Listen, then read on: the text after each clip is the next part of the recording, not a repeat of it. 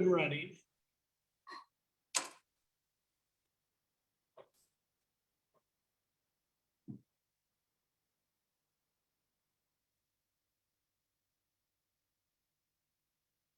All right, we are live, so Great. fire at will. So it is about that time. I'm going to call this Transportation Policy Board meeting to order. It's June 8th, 2022. And let's start with some introductions. Vina, are you going to do those? Actually, I'll handle them, Chair. So let's start with you, City of Lacey. Andy Ryder, your chair, and the mayor of Lacey. City of Olympia. Danny Madrone with the Olympia City Council. Thurston County. Carolina Mejia with Thurston County. City of Rainier. Ron Kemp, City of Rainier Council. City of Tenino. John O'Callaghan representing the great city of Tenino, live and in person. And Yelm. Brian Hess here, Yelm City Council. North Thurston Public Schools. Deanna Maddox, North Thurston Public Schools Transportation. Intercity Transit. Don Melnick, Intercity Transit Authority member. And Washington State Department of Transportation. Guy Sonoy with Olympic Region. Our emeritus representative. Hi, this is Pete Kamat. Good morning, everyone. Morning. And our community representative. Kevin Festinger, community representative. Okay, I'm scanning because that is all the policy board members that I see, Chair. Would you like me to introduce staff in the room as well? Yes, please. Okay, for Intercity Transit, we have Ann Freeman Manzaneros, Rob LaFontaine, and I think I also saw Eric Phillips. Yep, Eric Phillips. For Lacey, we have Martin Hoppy. For Thurston County, we have Matt Unzelman. I think I also saw for Olympia, Sophie Stimson. And for TRPC, we have myself, Mark Daly, Vina Tabbitt, Karen Parkhurst, Sarah Selstrom, Brenda Merrill, Dave Reed, Paul Brewster, and Theresa Julius. And I believe I've covered everyone I can see on the screen. So if I haven't, oh, there is some more. Okay, no, I think I might not have mentioned Jessica Gould, also of Intercity Transit, but then I think I've got everybody, Chair. Great. Do you have some announcements? I do.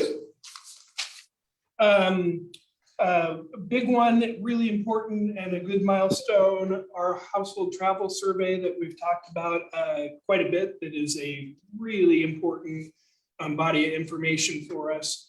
Our goal was to have at least 2,000 households fully fill out the survey. We've hit that. We're now at about 2,100, and we've still got some time left. So we're going to have the inputs that we need from the household travel survey, which is big. That's great news. That is good news. We are working right now with over 20 local agencies in Thurston County to update the hazard mitigation plan. One of the first things we're doing is we've got a public survey out for outreach community-wide, and it's important that we get the word out on this and that people understand this is the community's plan in terms of hazard mitigation. And so we really want to hear from people on this issue. We've got a public survey that's open through the end of July. We'll provide a link in the after meeting summary, but also we'll be reaching out to partners to hopefully help us get the word out on mailing lists and other ways to make sure that we can get as much participation as possible. One thing, June is Ride Transit Month. And I was at Olympia's council meeting last night when they had a resolution declaring this Ride Transit Month. So thank you, Olympia, for doing that.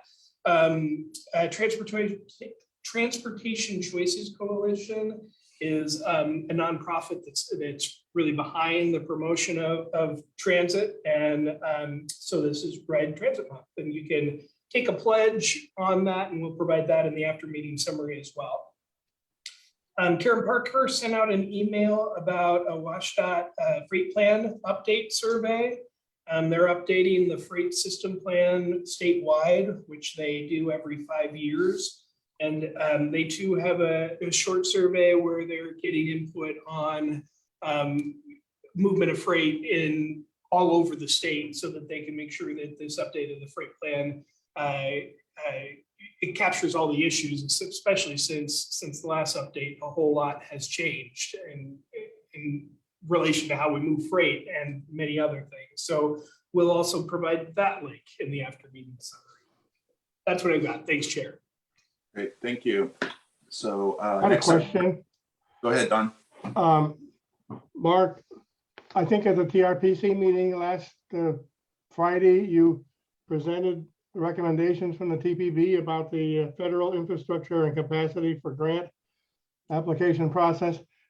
But the post meeting says nothing other than you got feedback. Could you share a little more about specifically what you heard from the TRPC? Yeah, so at the council meeting we're going to try and get to this in the agenda item where I don't have the agenda in front of me. Yeah, it's call for projects update, additional discussion. Yeah, because I think that this will require a little bit of discussion. So Okay, thank you. Hold that question, and I do believe we'll get to that today. Will do, thank you. And thanks, Don. I was going to bring you up later in the agenda, so I got you covered. Next up is the approval of today's agenda. Can I get a motion, please? Approval. Second, It's been moved and seconded. Is there any discussion? Seeing none, all in favor of the motion signify by saying aye. Raise your hand. Is there anyone opposed? Seeing none, that motion's been approved. We have an agenda. And next, If I could just ask that people say their name when they give a approval or second, Yeah. promotion or second, that would really help with this format. Thank you.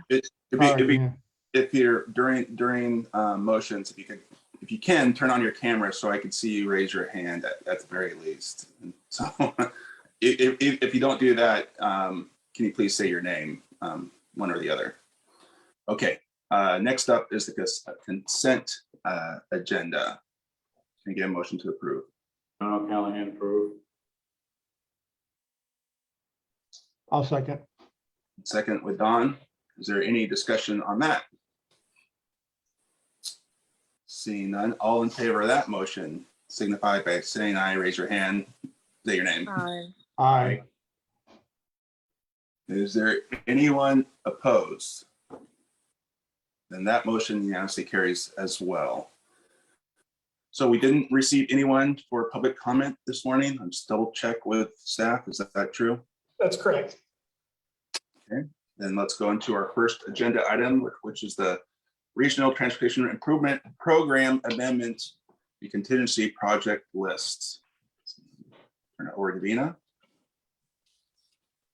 Just give me 1 second, Chair, as I.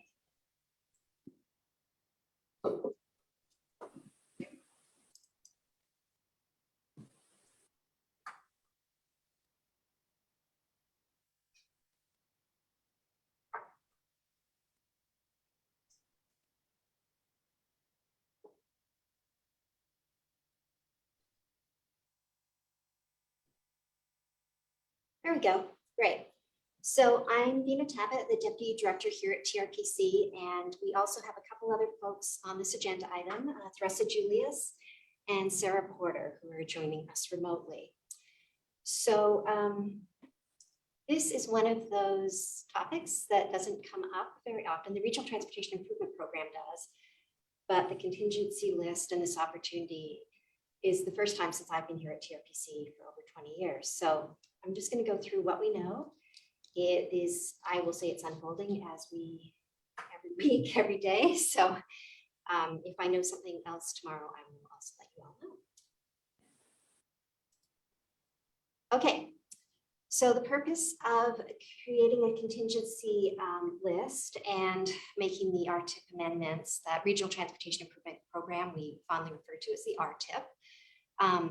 We heard about a month ago that the state might have additional funding authority. So that's what we call obligation authority or funding authority for this year.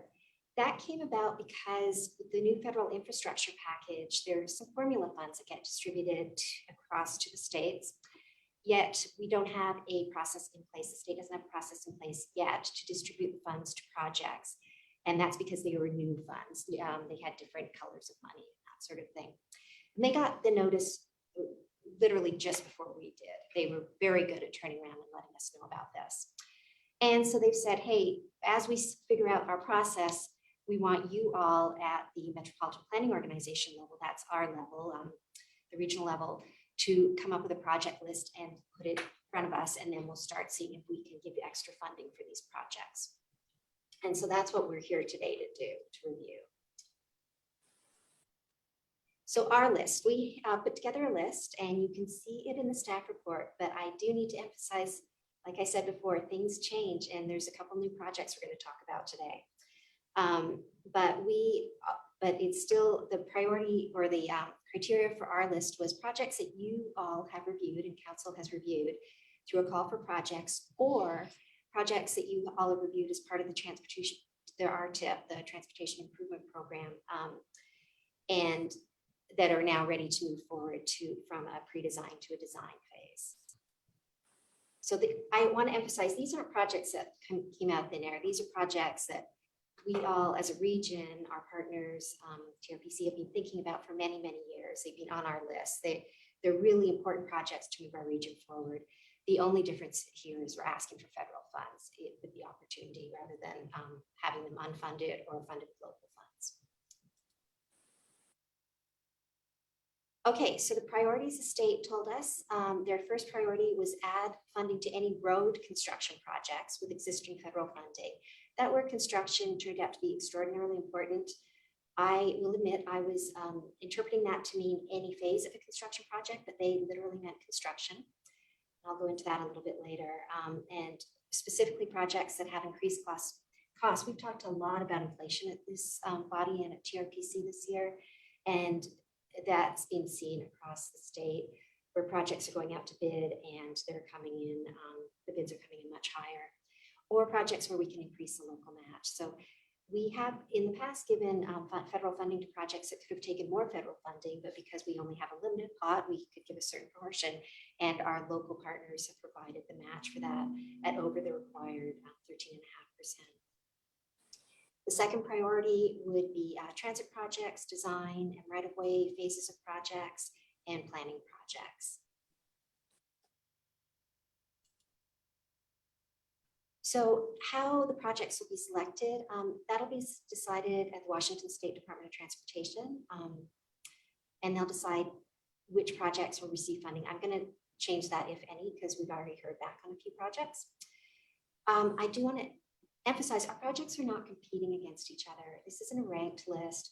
This is a kitchen sink list. We tried to pull together as many projects as we could think of that they might even consider and put them on the list and hope for the best, because we really don't know how much money they're going to have at the end of the day that they need to put on projects, because they're going to be looking statewide. There's probably some very, very large construction projects that are going to be using some of this funding to keep moving forward, but there might be smaller amounts left over for some of our smaller projects.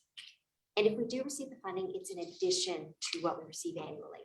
So it's not, it doesn't take away from what we're about to program out next fall. It's just bonus money, essentially. So it turned out we had two priority one proposals. These were not in our staff report. And as I said, things unfold very quickly here at TRPC. Mr. Callahan was in our meeting on Friday, and we talked about not having a project in Yale. Well, since then we found a project in Yale, Mosman Avenue Phase 2. It's a project that was partially funded with federal funds, and the rest was local share. It's moving towards completion right now, and they awarded money to reduce the local share, and they received $647,000, so a significant amount. The second project is also not on our list. It's the electric vehicle charging stations in Lacey. That's a project we funded with our congestion relief funds a few years ago. And the bids came in high on that project just last week. And so we put that forward and they've been conditionally awarded $232,000 to count for those higher bids so they can keep that project moving forward. So that's great news. That happened between submitting the list on Friday after council approval and well, it happened on Monday. So really short turnaround. Neither of these projects needed a RTIP amendment, so we were able to move forward with those without coming to this board. Or DOT was able to move forward. This next set of 3 projects, I think, are our best bet for getting more funding. Thurston County has a bridge, a Little Rock Road and 113th Avenue Bridge and intersection improvements project in the design phase. Tumwater has the X Street roundabout, the right-of-way phase. And all 3 of these projects are projects we have put federal funding on, and this would be just adding funds to the existing funding. And then Tumwater also has the Israel Road, Lenderson pedestrian and bicycle improvements project, a TAP alternatives funding project, and again in the design phase. So we're hoping to hear back from about these ones in the next few months, and we would be able to turn around funding on those very quickly as well because they've already got federal funds on them. Then what DOT considers their priority 2 proposals. We have 3 transit proposals. There's the Pattison expansion and modernization project. That's a project you've heard a lot about. We have put a lot of federal funds on there. IT has also received a lot of other funding for this project, but we would like to receive more federal funding to reduce the amount of the local match on that project. Another one is the propane fuel vans for dial lift service. That's another project where it was submitted for funding last round. We were able to give them funding for 1 vehicle, I believe, but they'd like to purchase additional vehicles, and that's an important project to meet their performance goals. And then the bus stop enhancement project, that's another project that we put funding on many years in a row and just continuing to upgrade bus stop enhancement. Then we have a set of planning studies. We have the Tumwater I-5 93rd Avenue interchange improvement study. And then for TRPC, we have 3 studies that we've put forward in the past for funding: the freight goods and services mobility strategy. We also have this project in for a federal RAISE grant. So we're looking for funding for this in a variety of places. Then a countywide bicycle connectivity strategy and a regional multimodal level of service study. And then finally, we have 3 projects that you have not reviewed before, but they have been in our plans, in Thurston County and Tumwater's plans for a while. And they're projects that are ready to move forward to the design phase. They've done all the studying and the pre-design. The first one is the Elm Highway and Spurgeon Creek intersection. And the second one is the Rochester Main Street Improvements Project. You all might have, if you were on the board in the last couple of years, you have seen the results of that study, just looking at that area with lots of truck traffic going through the Rochester Main Street area and looking at ways to separate truck and bike and pedestrian. There's a middle school on there, just a really interesting area of our region. And then finally is last but not least, is the Tumwater Boulevard and I-5 interchange project that's in our regional transportation plan. So we are here today just to let you know what's going on, one reason, but also because you have the authority to approve our regional transportation improvement program amendments. That authority was given to this board several years ago. Not all of these projects need amendments to move forward, but package them up. And we are basically asking you, and I'll have the actual language in a second, to just approve and give staff authority to move these forward into the state transportation improvement plan. And then they'll just be sitting there ready in case we get the funding that they can move forward. And I do want to say that we put the whole project list out for public comment, and we didn't receive any public comment. That didn't include those first 2 projects I talked about, but like I said, those do not require an amendment. So that's okay there. Still following our process. And so just a timeline, if you all give us authority to move ahead, our staff will start working on submitting the necessary amendments. And then hopefully between June and September 1, we will hear if if any more projects on the list get funded. Those 2 projects that I talked about that have funding or conditional funding are already getting their paperwork underway to get them under contract. And then by mid-September, everything needs to be obligated. All right, so this is the action that I am looking for today, and I'm also happy to take questions. Can you, can I get a motion, please? Since it's right on the page. John O'Callahan, I'll just read it off the screen. Amend the 2022 to 2025 Regional Transportation Improvement Program to include the contingency project list on page 3 of the staff report. This is Pete. I'll second that. It's been moved and seconded. Can you please stop sharing your screen? Discussion. Any discussion? I guess go ahead, Pete. Just a quick question. Now that we're a little bit deeper into this, do you have any sense of how much money might actually be available, either statewide or locally? Such a great question. I don't, because it's a little bit mixed up in all the other obligation authority that needs to happen. So the numbers I get, I can't really tease out. And So again, can you explain where this money is coming from? Usually when we've had our contingency plans, because other jurisdictions or MPOs or cities weren't able to obligate, and so we've had extra dollars. But it sounds like this is different dollars. yes, Chair, it's very different. It's because the new federal infrastructure bill created different pots of money for different types of programs, and then they distribute some of that through the big federal grant programs we talked about, and some gets formula distributed to the state. These are formula funds. They're comparable to the Surface Transportation Program funds, but they are meant for specific programs, but we don't have those programs in place at the statewide level. This is my understanding, at least.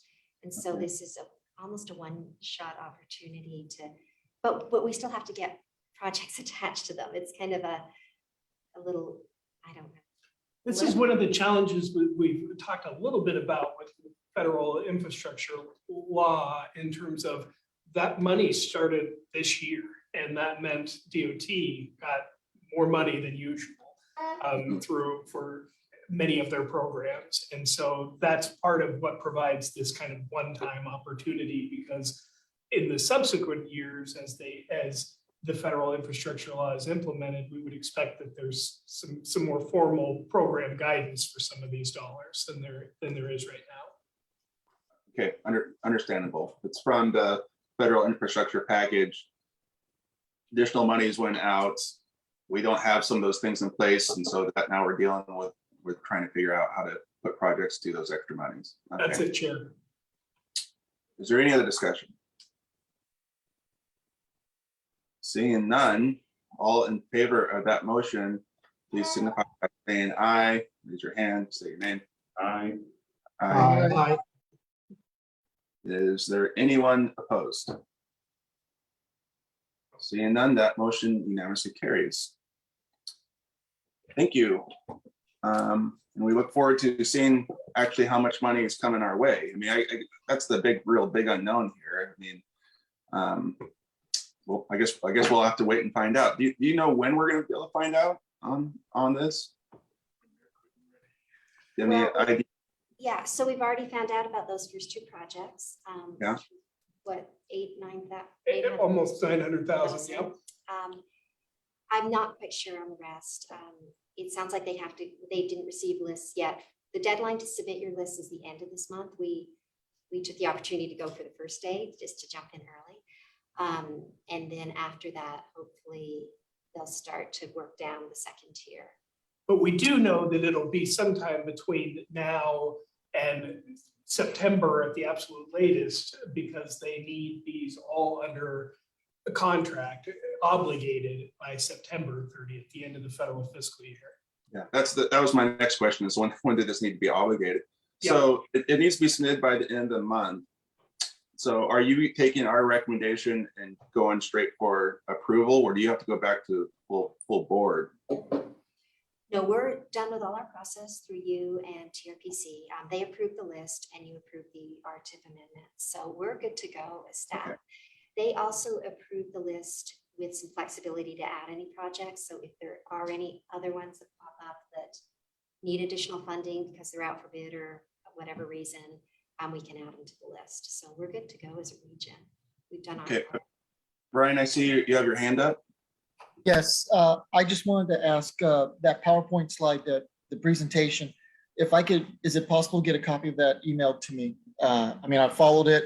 I just want to be able to share some of that information with my community and with my people, you know, with Yelm itself, seeing how it was helping out Yelm.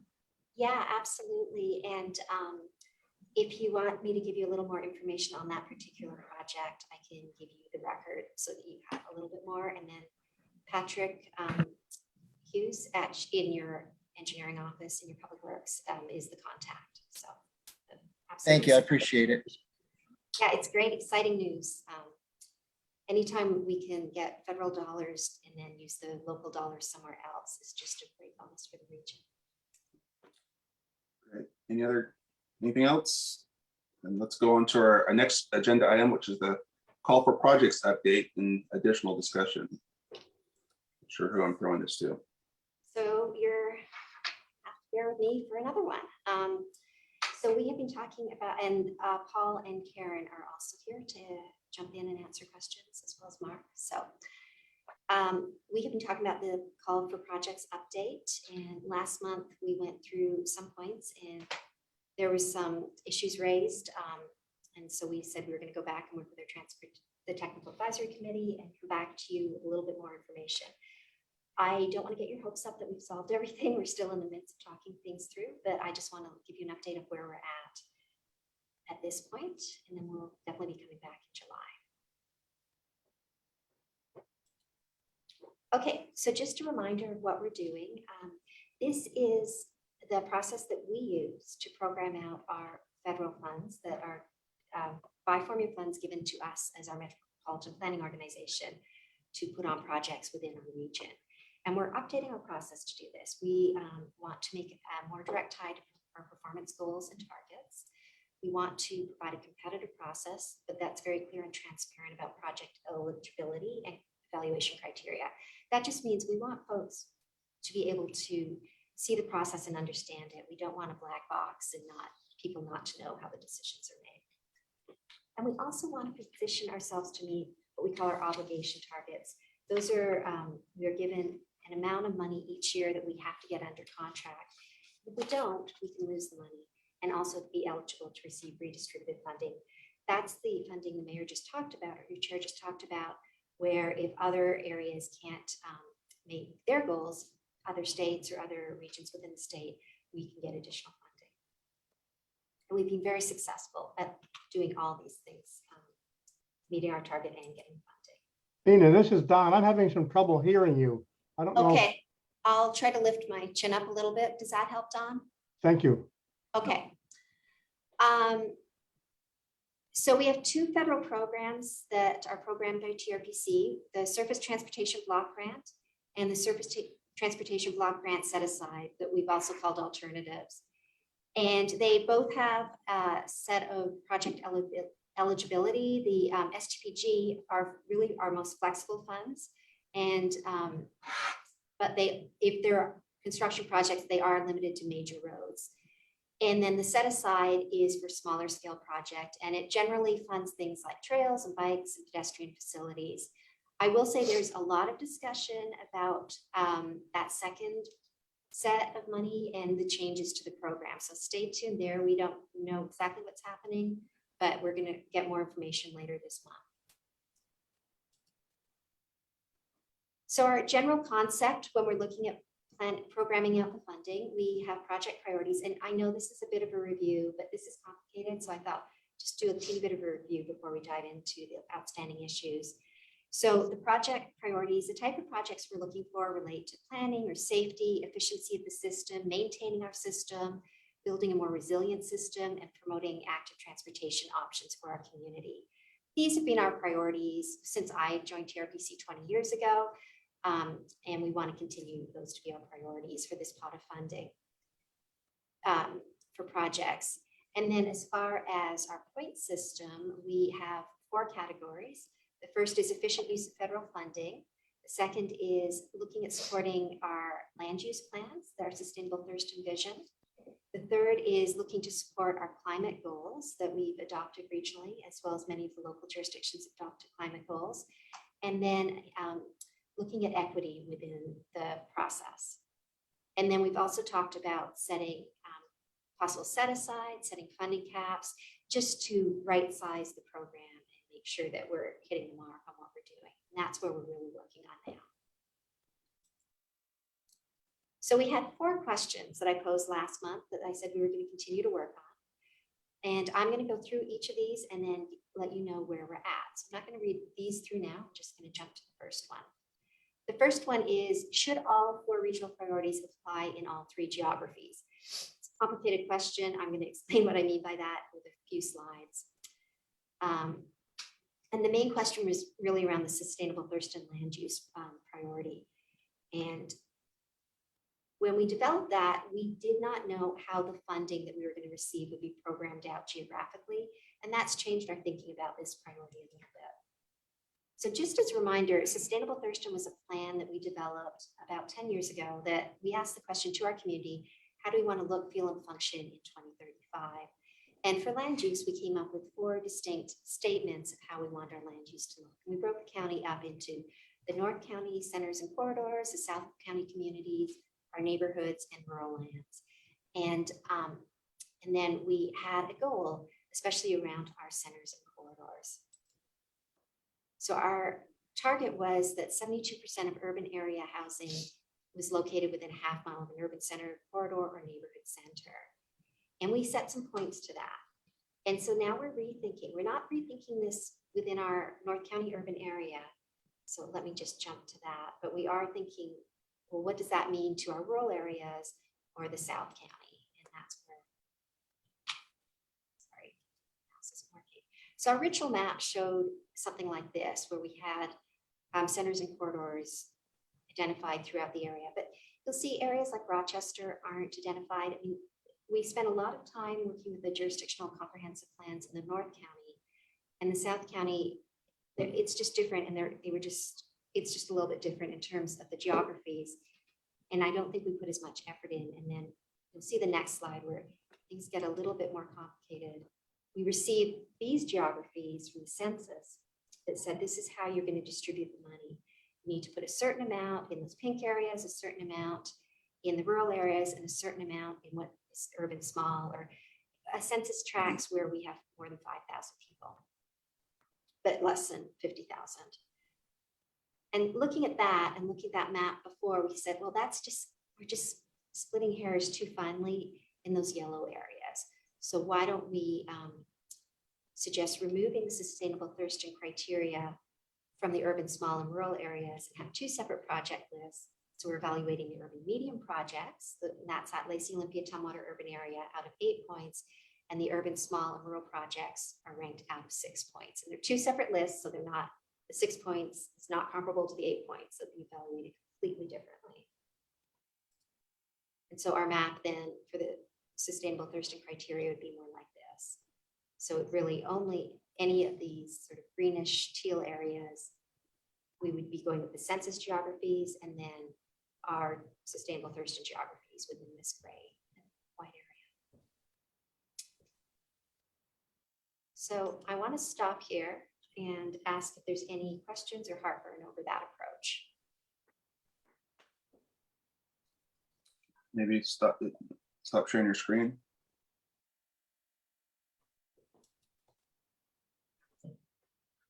So I think one of the things that is difficult to discuss all these different policy questions is this is the one time where Zoom sort of is difficult. I think let's continue to go on with your presentation, but I'll have a recommendation at the end that we readdress this in July and talk some of this through. But let's go on with your presentation.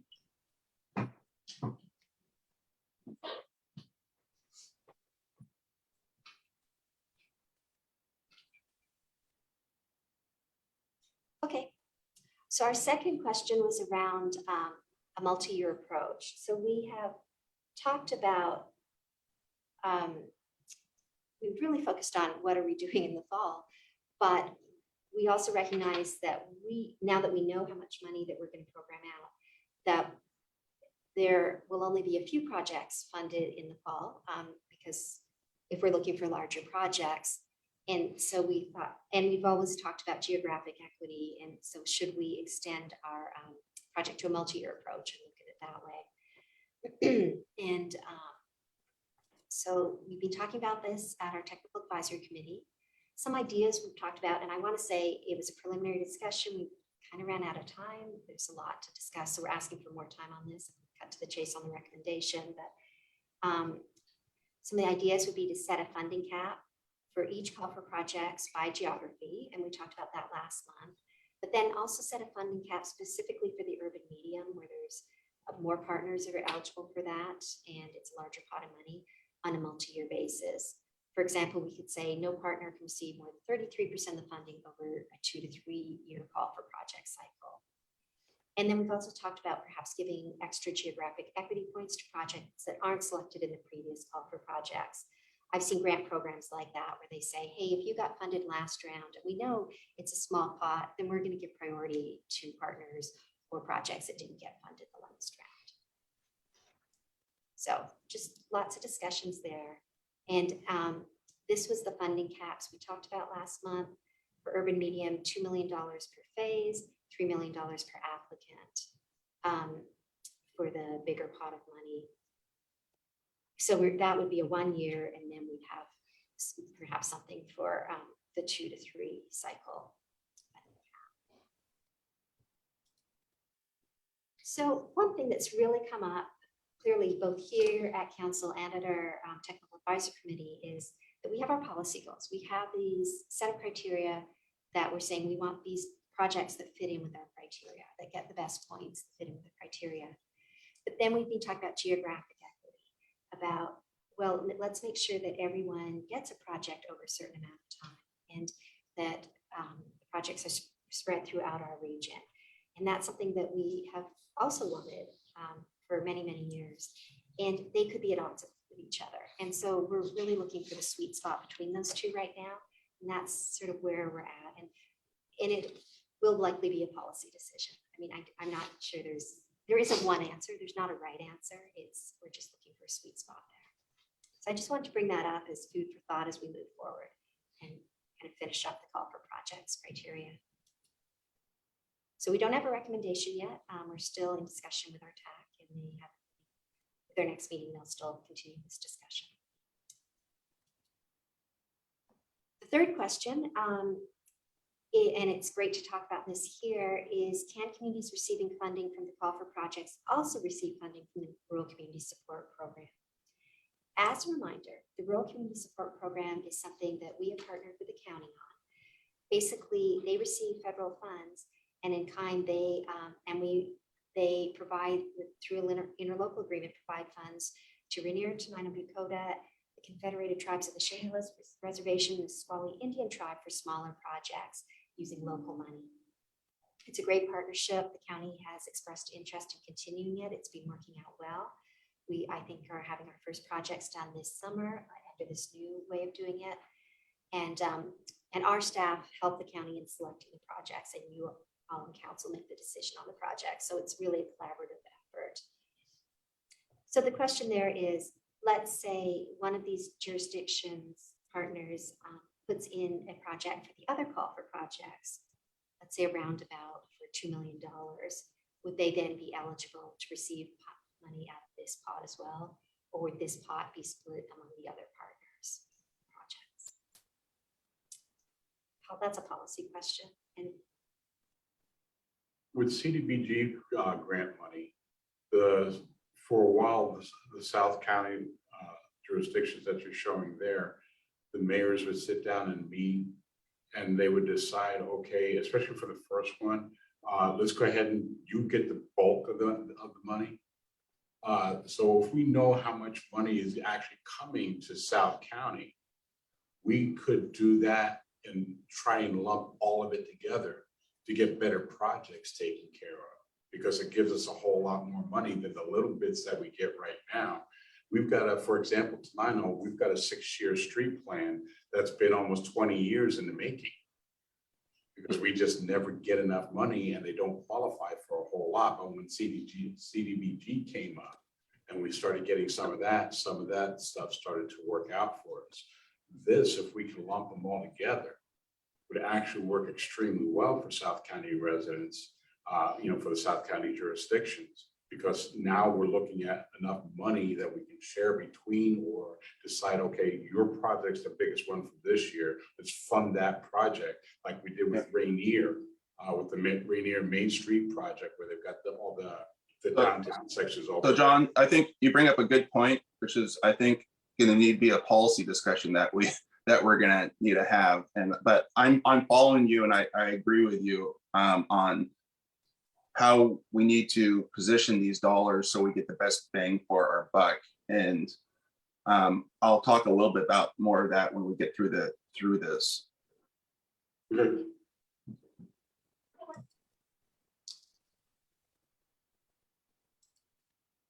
Yeah, so we don't have a recommendation on this. It's a policy decision. The last question that we posed last month was, how do we work in projects? How do we create a project list so we are poised to capture redistributed funds on short notice? We ran out of time at TAC to talk about this. I have some ideas, but I really need to better understand some of the engineering implications of them. But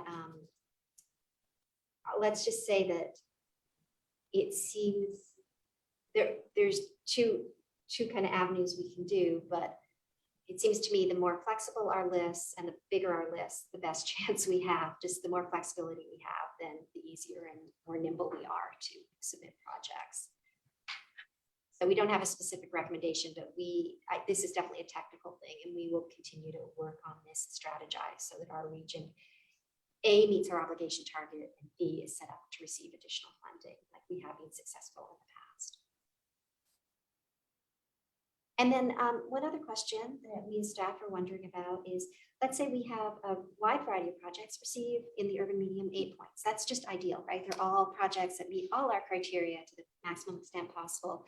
What is the process for tie breaks? We have some ideas about that, but we need to kind of run those by you and maybe play them out and see how they work out. Good poker game we do. Yeah.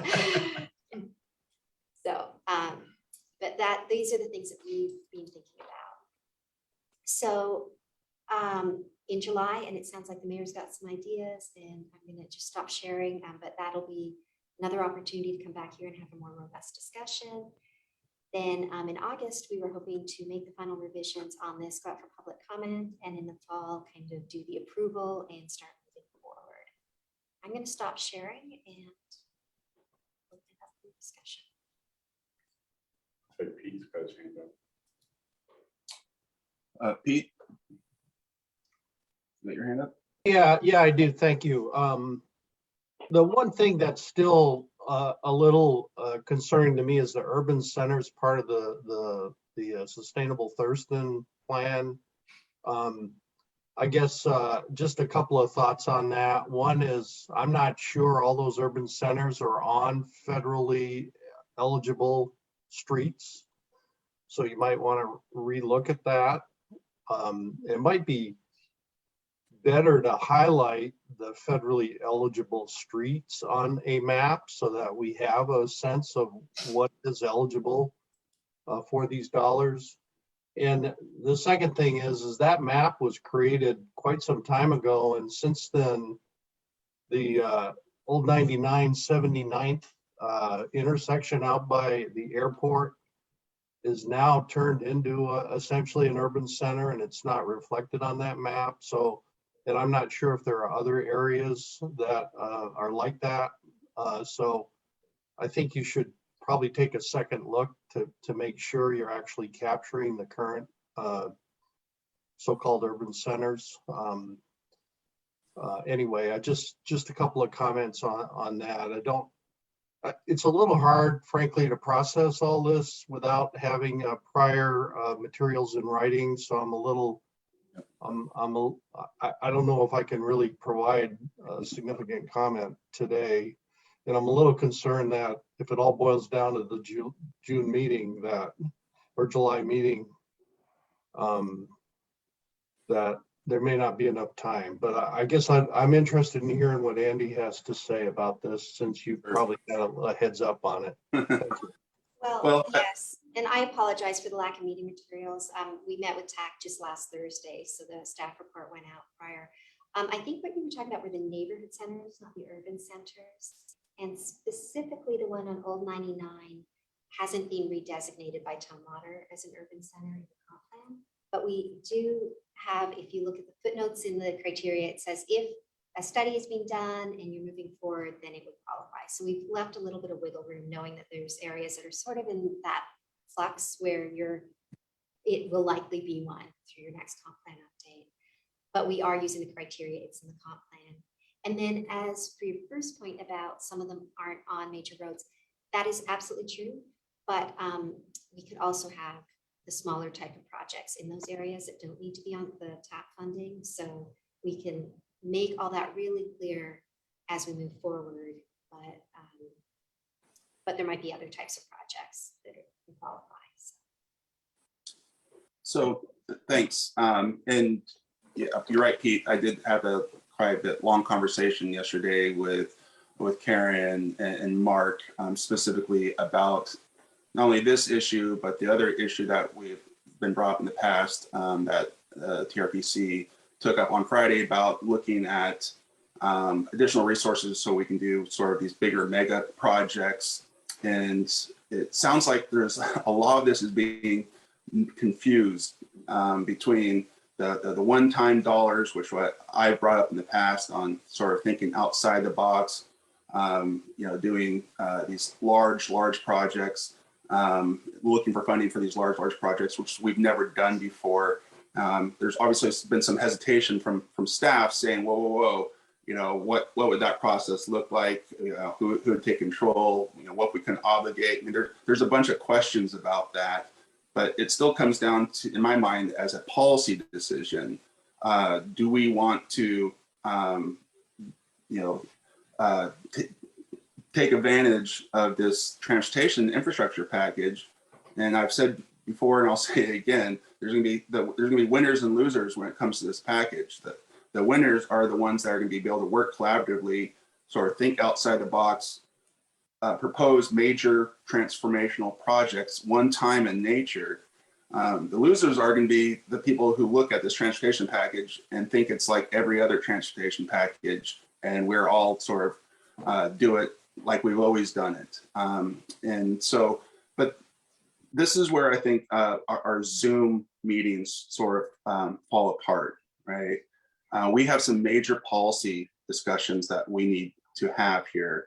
Not the 4 questions that been proposed here, and plus I want to go back and talk through a little bit about what it would look like for us to be putting additional resources in and applying for some of these major grants. One of the problems that we have is we're not 100% sure how much money we're talking about. We're still wondering, for how much money we're going to get from this year for the excess. We have no idea what this is going to look like going forward.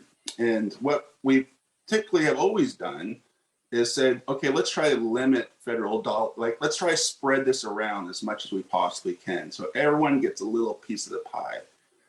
I'd rather have a policy discussion say, is that really the right way to address these funds?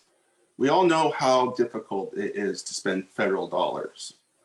And so in my mind, I'd rather fund a $10 million project and get the project completed in 1 year, know that the funding is there, than spread it around and do a bunch of $500,000 projects, which takes many years. And there's so many other things that can come up to get the project finished when it's already been federalized. But that is a policy discussion that we need to have. And I really feel like we need the TAC in the room. We need us in the room. And we really need to talk through this. For example, I know the county is concerned about this process, where they've said in the past they've typically got around 40% of the of the money based on lane miles. They think that if we go through this process, it'd be somewhere under 20%. I'm not sure, I haven't seen that math yet, but that is not the intention, right? The intention of this is not to artificially lower anyone's opportunities. What we should be doing is getting together and figuring out how we can maximize the opportunities to spend federal dollars. And that's a different sort of policy discussion than that we've had in the past. And so my recommendation is that we do get together in July, but try to get together in person. And I know it's gonna be difficult because we've been so used to Zoom and a 7 a.m. meeting, but I would really like to dedicate a full meeting and having sort of everyone in their room so we can talk this through and actually talk with the TAC and let's look at some real life examples. Like, what would this mean? And what are some projects out there, and what are the limitations? And let's talk through the policy side of it, because I still haven't given up on trying to look at additional resources so we can do some of these more transformational projects. But there are questions that the TAC has that are legitimate questions that we need to think about on the policy side. But at the end of the day, the policy leaders create policy, and that's what we need to do. We need to bring in information, but at the end of the day, it's up to us to create the policy. And so, but some of this also gets then lost in translation back to the full TRPC, and that's hard to do too. It's really hard for the full board to hear everything that we're talking about and we're considering as well. And so I almost feel like there needs to be some connection between the leadership of both boards to talk through what we're trying to accomplish. So they're on board as well. They're not being caught off guard on how we're trying to come up with these policy decisions. So I talked this over a little bit with staff. Mark and Karen, do you have anything you want to add to this? No, aside from the fact of we are ready, willing to host an in-person meeting in July and keep the agenda pretty much focused on this issue.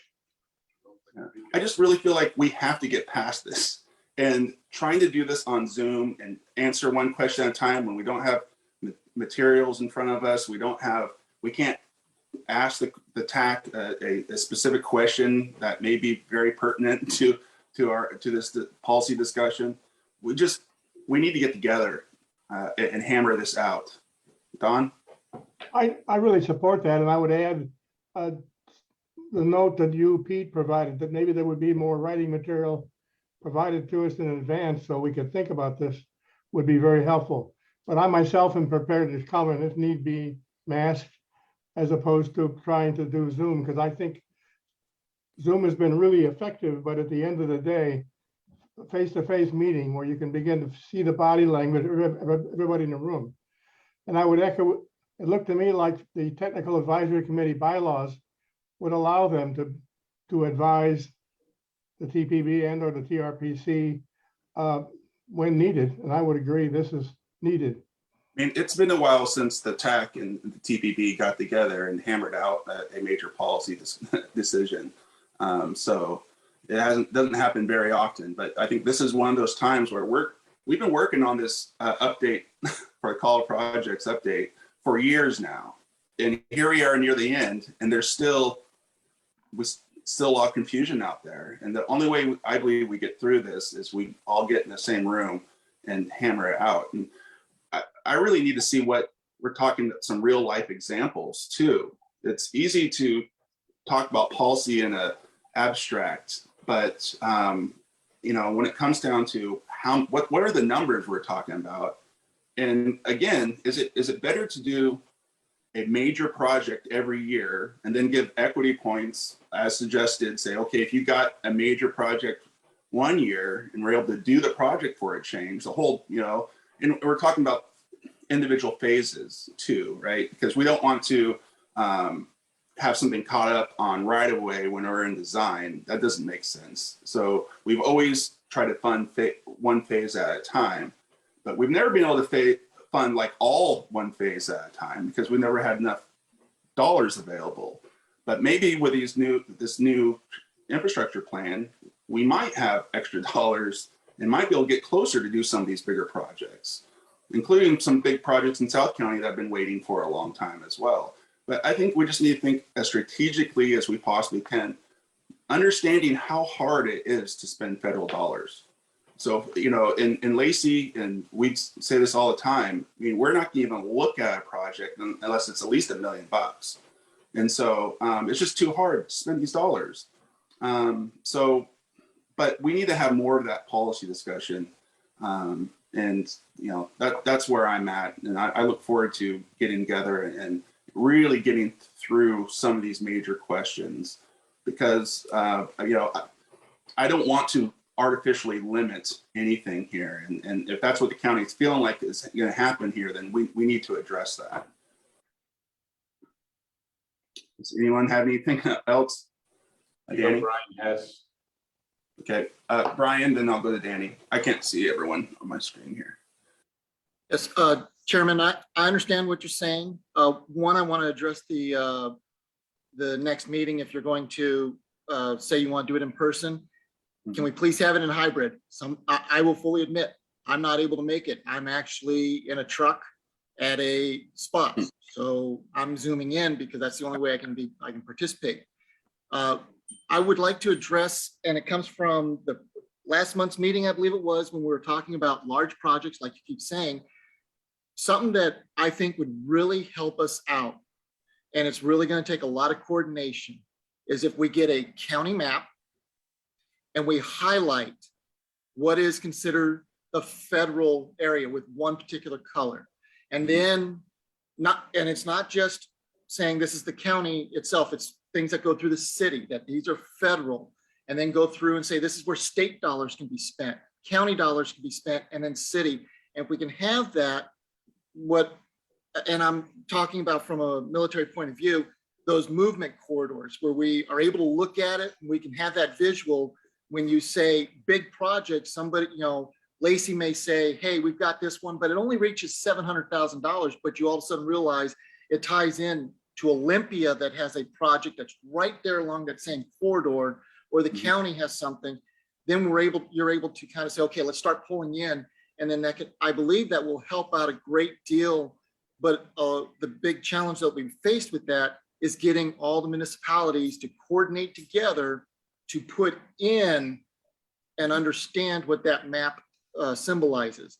Yeah. So that it can be from the pulling of dollars and all. Because I think that will really help out, because again, when it comes down to the question of how do we prioritize, well, if you're able to have a project that not only has federal, but also brings in the state dollars and other dollars, boom, there you go. You say, okay, this is one that we can say it gets finished in 1 year because all the money's available, and it will show progress, vice the I-5 corridor going through Tacoma 20 plus years later because bits and pieces are being put in instead of just saying, put it all together at once. I agree, Brian. So yes, we did talk about, of course we have to have a hybrid. We understand there's some people that are unable to make it, and we have an idea of how we'll address that. All the hybrid people will be working together to hopefully talk some of this through, and the people in the room will get together, talk this through, and then we'll come together at the end and see if we can hammer it out. So yeah, there will be a hybrid version. And I understand if you can't make the meeting, my request is everyone who can make the meeting, please try to make the meeting, because it's just so much easier to have these policy discussions when you can really work together in a room. But understanding that there will have to be a hybrid version for the people who can't. So number one. Number two, you're right. It's the same thing that Pete just brought up. We need to see we put it on a map and see what we're talking about here, what roads are available, so on and so forth. So anyway, I'll get to you, Don. Next up is Danny, then Pete, and I'll go to you, Don. I also wanted to support the hybrid option. Any of us could get exposed to COVID at any point, and then, having the option to be able to still attend, I think is really important. I would suggest that this agenda for this meeting, I assume we're talking about our meeting on the 13th instead of scheduling an additional meeting. But I would propose that the entire agenda be dedicated to this and that it be a full 2-hour meeting. And I still don't think we're going to get through it. But I think we can make significant progress and give a lot more clarity to staff in terms of what we would like to see. I just wanted to put that out there that too often our meetings are so crammed full of things where there are really, really dense topics, very little time to ask questions and give direction. And we're just in that constant cycle of not really being able to make process because we just spread the peanut butter too thin.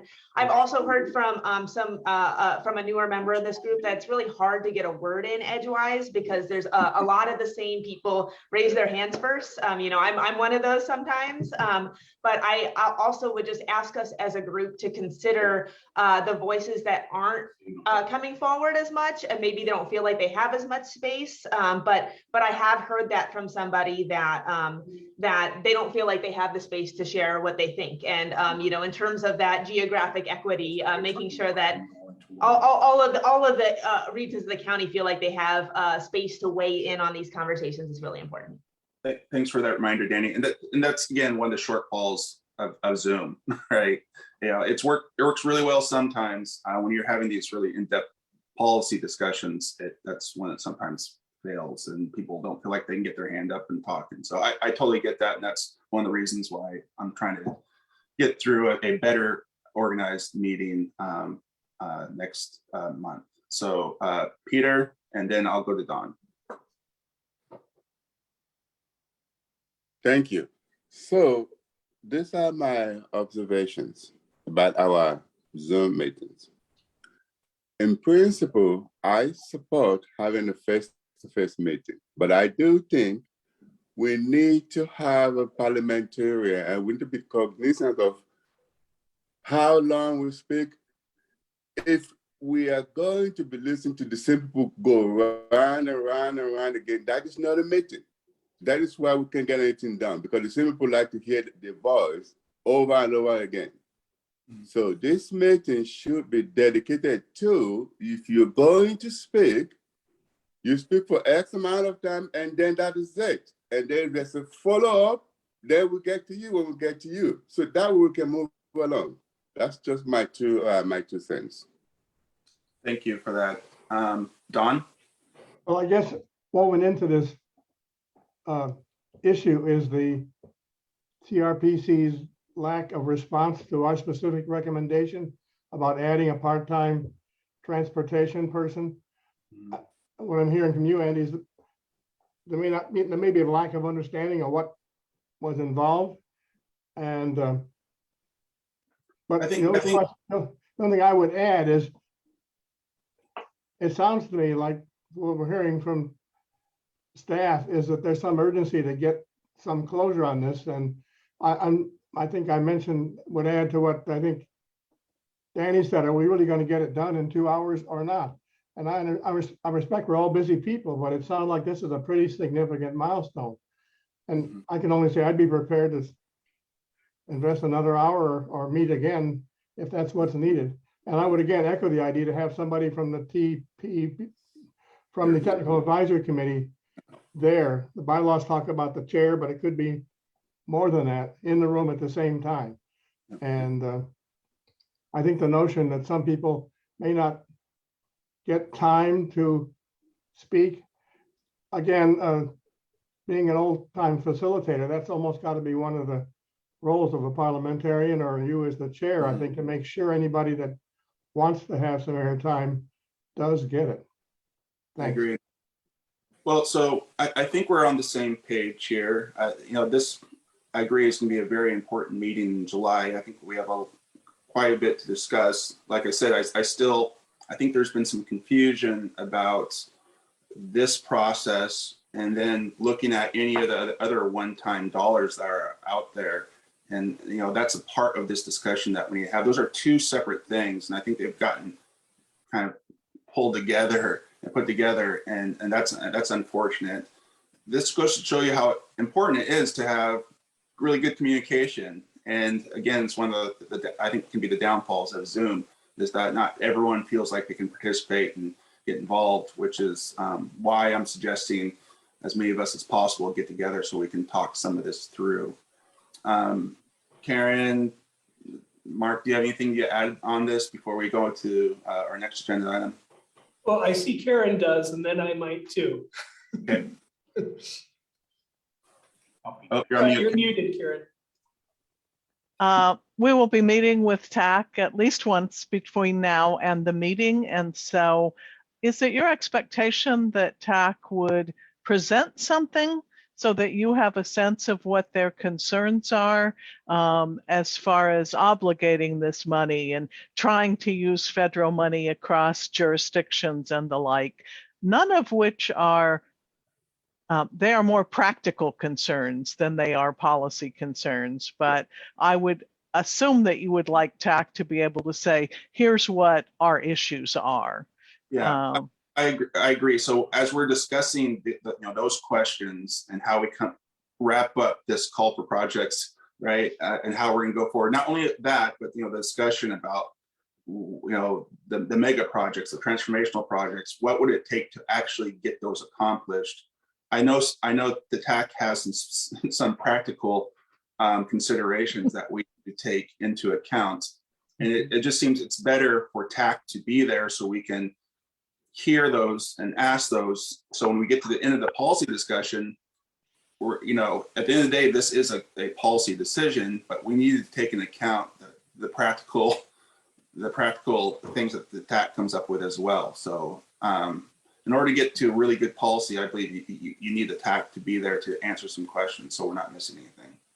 Okay, I guess the other thing I would say is I would hope that when you all have finished this discussion, here's one of those things that I hope to do before I retired, and that is to report to our federal delegation on the conversations we're having and how we want to make the best use of this money, but here are some things that get in the way. And so I think maybe something formal from this group to our federal delegation couldn't hurt. I agree, and we had this conversation. We talked a little bit about this yesterday when we spoke. A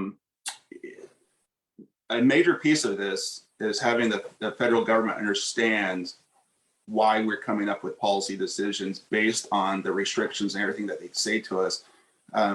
It'd be nice to get someone from staff to on the federal side, whether it be from Congresswoman Strickland's office or whoever, someone in the transportation, to hear this and to see how we're going through this, so they understand why we're coming up with these policy decisions. I think that's really important because we all know how difficult it is when it comes to federal dollars, and I keep hearing. From Secretary Buttigieg and others at the national level that they want to make it easier. Well, okay, then let's give them some real life examples of things that they can take back and push for on our behalf, because no one wants to be wasting federal dollars on unnecessary checklists and stuff like that. And I hope this is a good reminder going into next meeting that we're all trying to do the best we can for our community, right? I mean, we have to have a little faith in each other that at the end of the day, we're going to do what's best for the transportation system, and not always think about individually, what can I get the most out of is for my particular jurisdiction, right? Because we're all serving the same constituents. They don't care where our boundary lines are. So, we need to, I think, start to think more regionally and see what's best for the region, especially when it comes to these very difficult dollars to spend, and have each other's backs a little bit and think, we're all trying to do what's right for our constituents, and that's the constituents of Thurston County, and not just one jurisdiction. That's my 2 cents. Chair, there's one thing I'd like to piggyback on what Karen said, which is there's been a lot of question about July and process. Just from a staff perspective, we will treat this a whole lot more like a workshop than a usual meeting. And convening to get agreement that's one of the things we do. And so we will be talking over the next few weeks, getting ready for July to help make sure that we set up the meeting in a way that facilitates the discussion and helps TPP get to a recommendation. Thank you. Kevin, I see your hands up now. Thank you, Chair. Just a housekeeping thing. I hear conversation about having the next meeting being only this one topic, and I'm fully in support of making productive decisions and working fast. But just from housekeeping, it's been a while since we heard an update about the bringing on of new community and business representatives, and I would hate we don't have a meeting in August. It would be strange to go several more months before hearing any update on that. Hey, thank you for that. You're right. There are some housekeeping things that will need to get done regardless. Interviews are happening next week. There will be, I imagine by July, there will be a quick recommendation so we can get through that. Great, thank you. And Don, I still see your hand up. I'm not sure if it's still on purpose or not. Well, just quickly, I think Mark mentioned the secret word, and that is facilitating. When we get in this kind of a discussion, it's less of a meeting and more of a process where we're trying to get everybody's input and arrive at some sort of I hate to use the word, but consensus that everybody can accept and understand. Yep, Thanks. I agree. That's all. Well, and this is what TRPC is for, right? So for us to get together and talk about these big policy discussions and come to some consensus. So I'm pretty confident that we can get through it. I just need to see what what policy turns into reality, right? What does it really look like on the ground, some of these policy decisions? And so that's what I think is missing in all this. That's what some jurisdictions may be concerned about. What does this actually look like at the end of the day?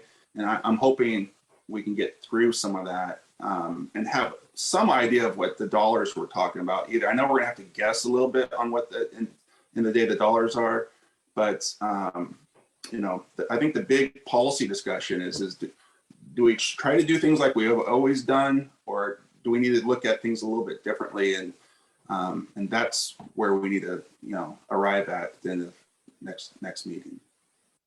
Chair, we have a raised hand in the room. Okay. Back to Kevin. No, to John. Oh, John. Okay, go for it, John.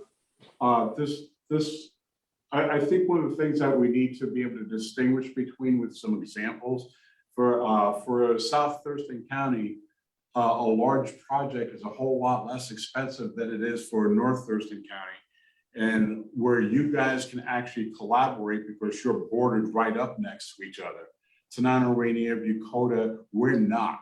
So it makes things a whole lot different. So if you guys can bring at the next meeting, let's say Martin Way is a project that you guys would like to put forward, or whatever the project is that you guys can collaborate with. At that point, we have good solid ideas of what a major project is going to be and what South County projects can happen, because most of South County really does not qualify for federal dollars, but there may be other ways that we can use those federal dollars for those projects. And again, for us, that would be major amount of money, but for North County, that's near nothing. And I'll give you an example right now. We've got the ag park going in. We've got a bridge just before the ag park, and we've got 1 mile of Old 99 that probably should be expanded to 4 lanes, or at least upgrade the 2 lanes that we do have. That would be a major project for us, but for you guys, that's pennies. Yeah, I agree, and I do think we need to have some examples of, and we haven't done this in a while, is like, what are the major projects out there that need to be funded, that haven't been funded, and what is the best way we can fund those projects, right? I mean, that's what we're trying to do at the end of the day, is how do we combine our limited resources together to actually finish some of these major projects we're trying to do. And that's why I keep going back to, there's other funds out there as well that are brand new funds. And I think it'd be crazy for us to look at them and see, how do we get a piece of that pie as well? And what would it actually take to do it? And you're right, someone's gonna have to take the lead on it, right? And in this case, a lot of it's gonna be Thurston County. We'll have to take, everything outside the urban areas, it's gonna have to be Thurston County. At some point, it's gonna have to take the lead. But we can work it.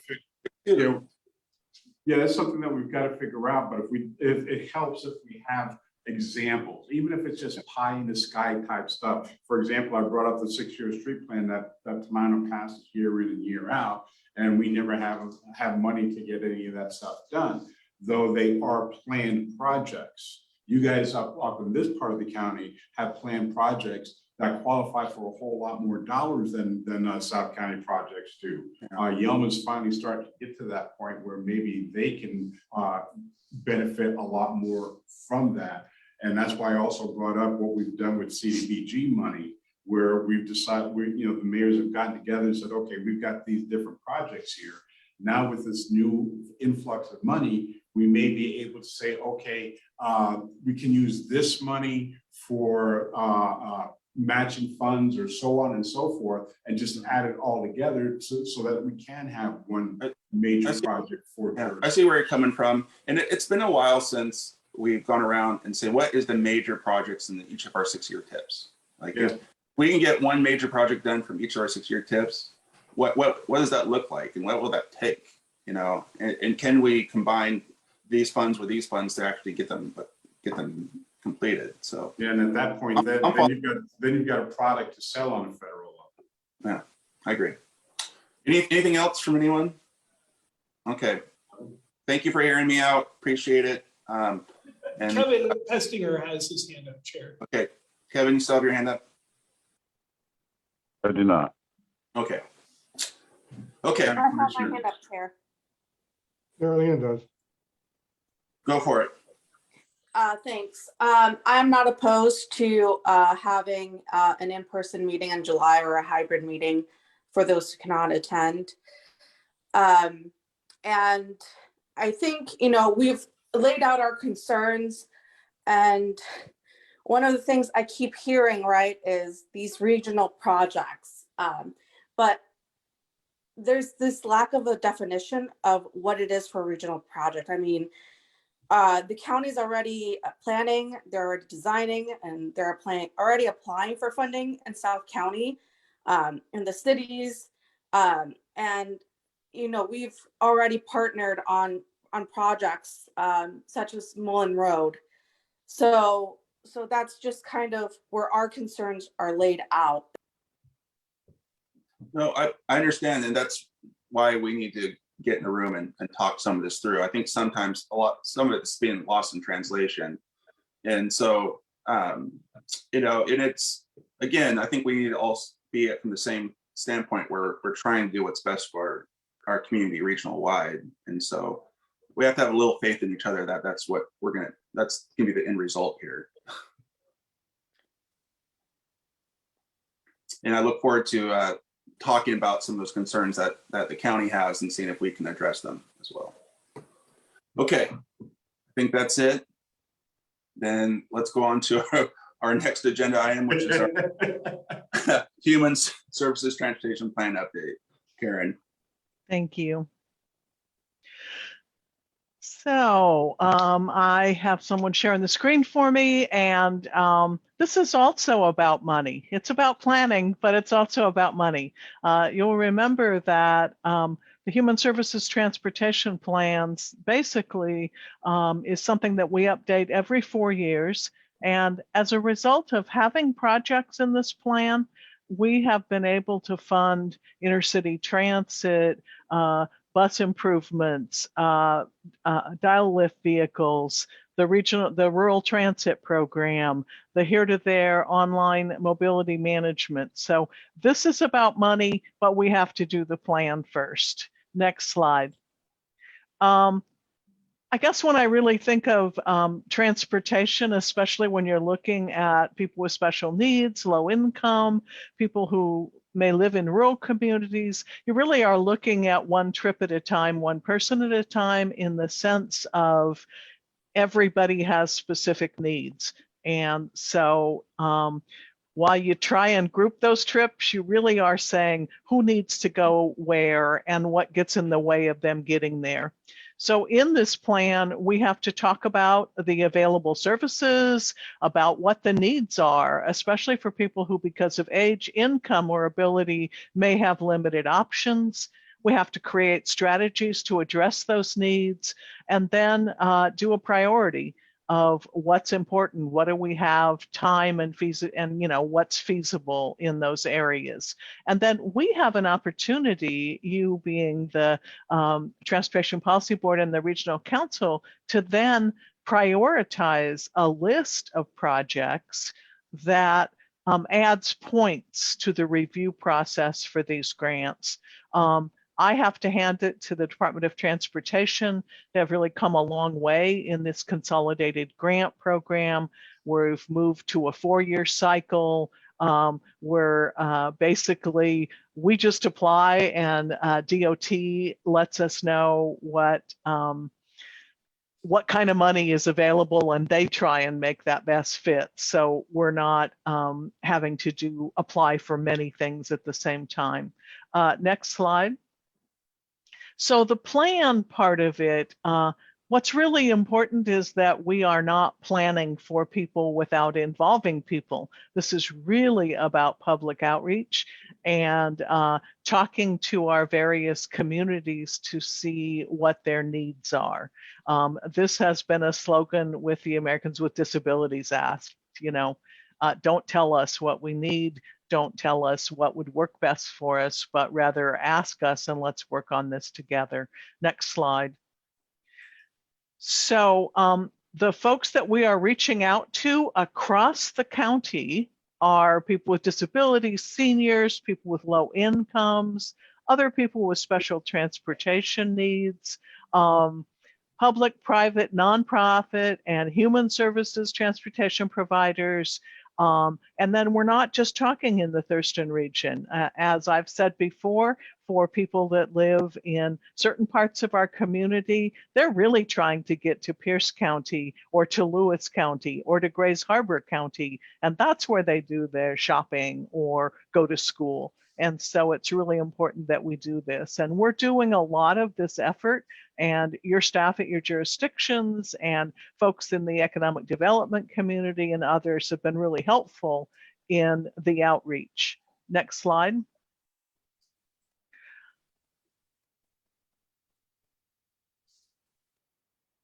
And I just wanted you to know that these are the people that we're trying to reach.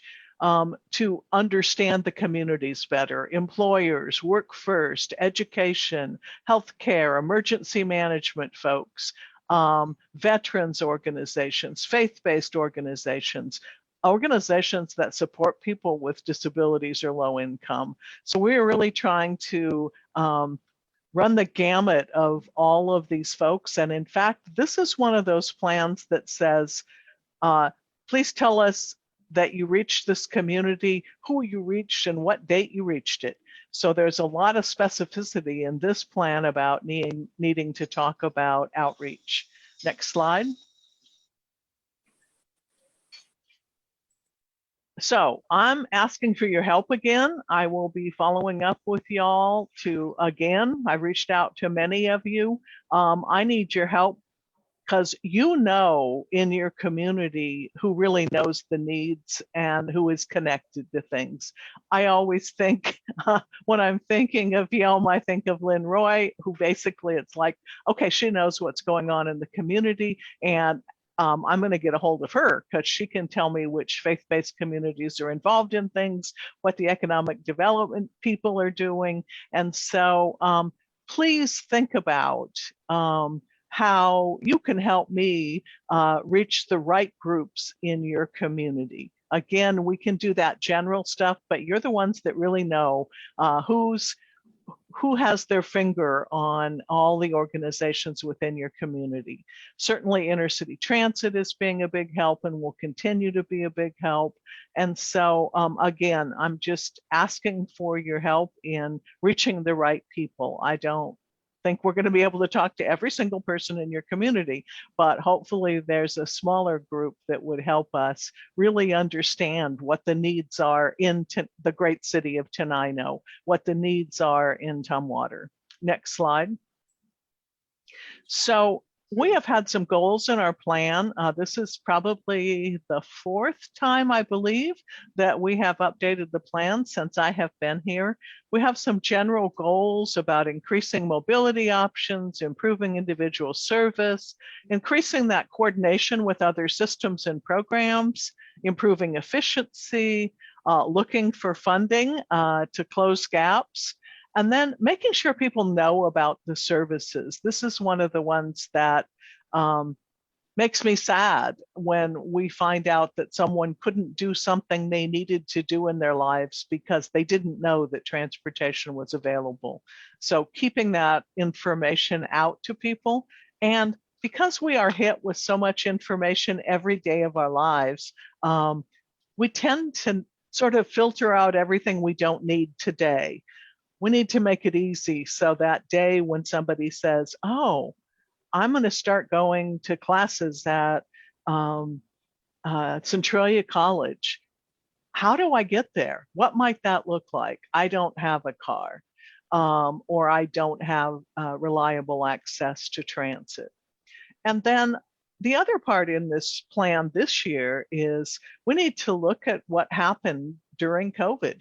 And yes, there were glitches in transportation services. There were times when we didn't have drivers, when no one was traveling anywhere, when people didn't want to be in a vehicle with someone else. Some of that was because, we were spending way too much time with our families, so we didn't want to be with anybody.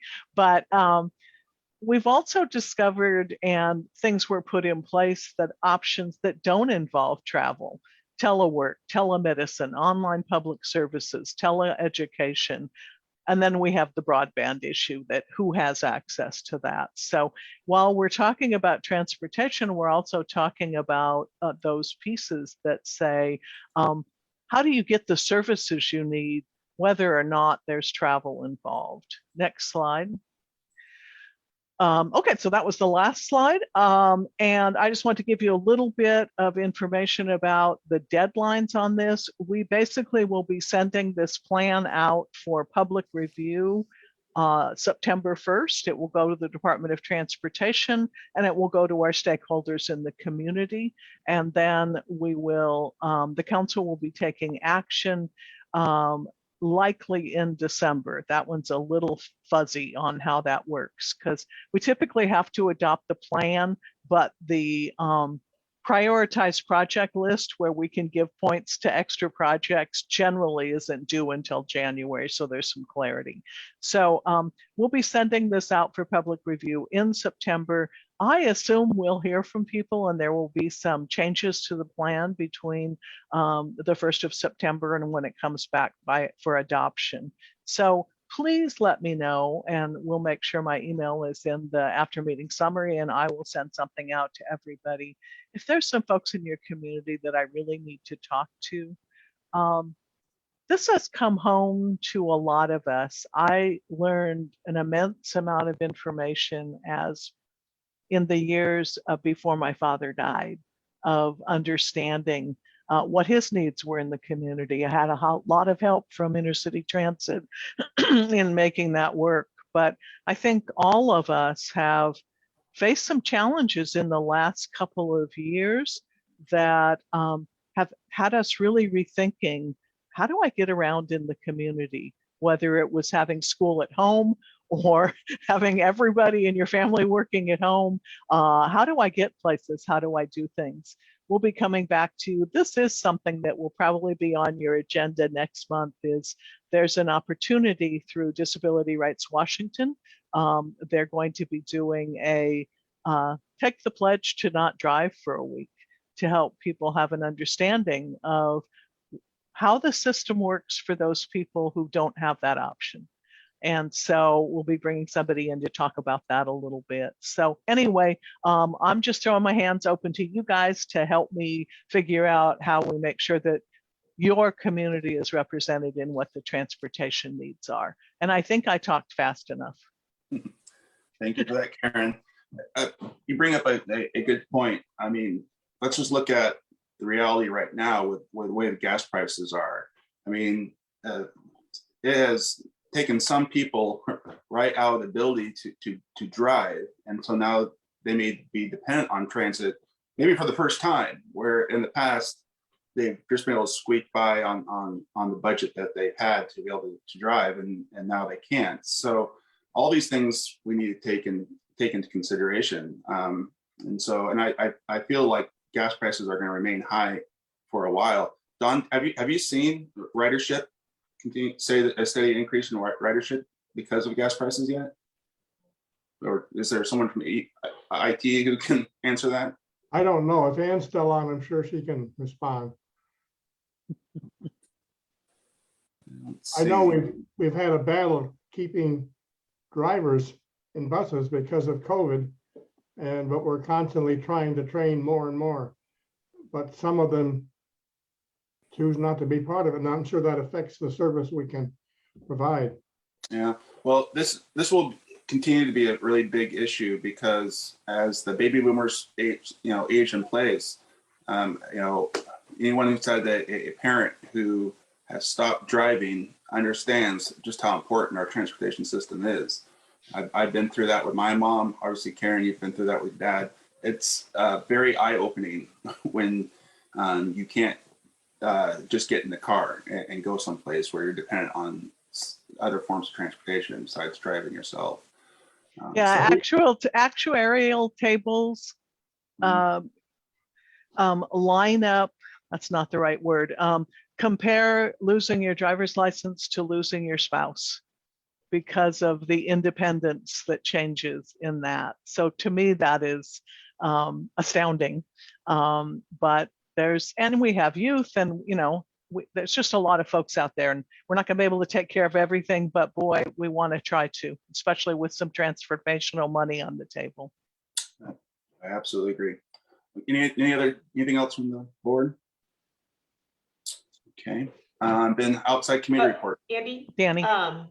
I just a real quick question for Karen. Like, what is the best way to connect you to people for completing this this plan?